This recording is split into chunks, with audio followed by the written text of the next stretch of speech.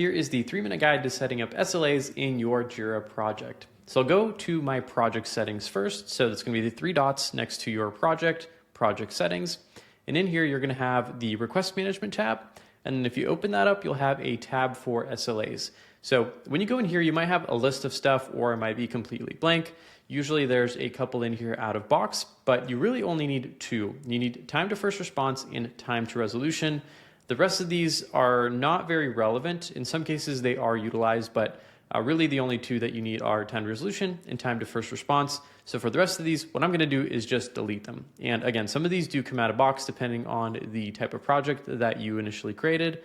But I just like to remove them. That way there's no multiple or 3 or 4 or 5 different SLAs showing up inside of a Jira work item. Having 2 is more than enough and covers all the bases that we need.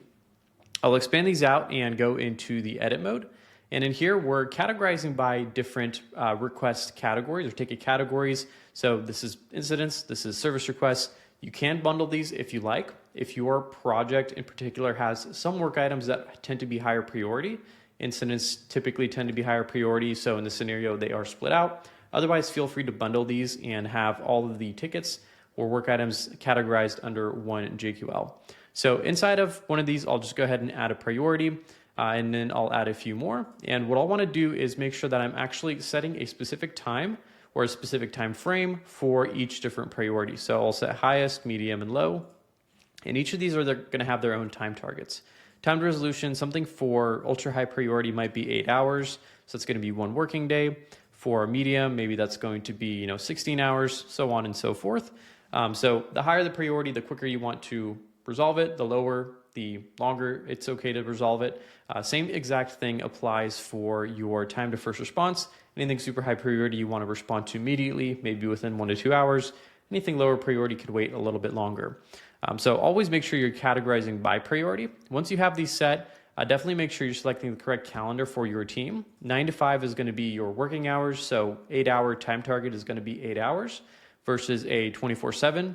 8-hour time target can be running even if someone submits a ticket at 4:30 p.m. Your time target is still going to be running if you have a 24/7 calendar. So just make sure you're setting your calendars up correctly.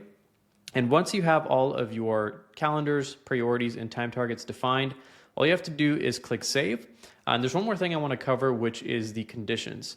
And this is essentially when the timer starts, when the timer pauses, and when the timer ends.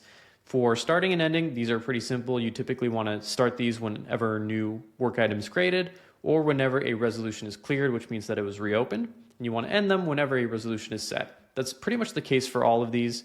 And same thing for time to first response. It's going to be the same exact thing anytime you start counting is when it's created or cleared. And then you want to make sure that you're finishing counting whenever the resolution is set, or in the case of time to first response, this could also be for a comment added.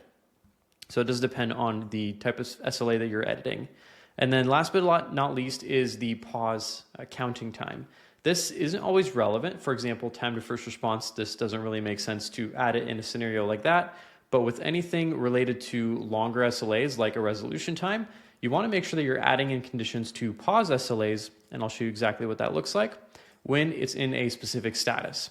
So I'm going to pull in status waiting for customer. That way, an agent jumps into your Jira project. That agent is working on the request, needs some more information from the customer, drops a comment, status goes into waiting for customer. And if it takes that customer, 3 or 4 days to respond, it's not going to hurt your agent's SLA times. So super critical to make sure that that is added if you're using longer SLA timeframes to make sure that the impact of your metrics are not going to be hurt by your customers. Once that's all set up, you can choose which way you want to display it and hit save, and you're good to go.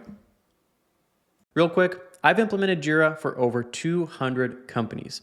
By far, the number one reason teams reach out to us is because they built what they thought was a great solution, only to realize that nobody actually ended up using it. And if that sounds familiar, that's exactly what we help you fix. We're currently taking on new projects 4 to 6 weeks out. And if you want help implementing Jira in a way that your team will actually use, hit the first link in the description below.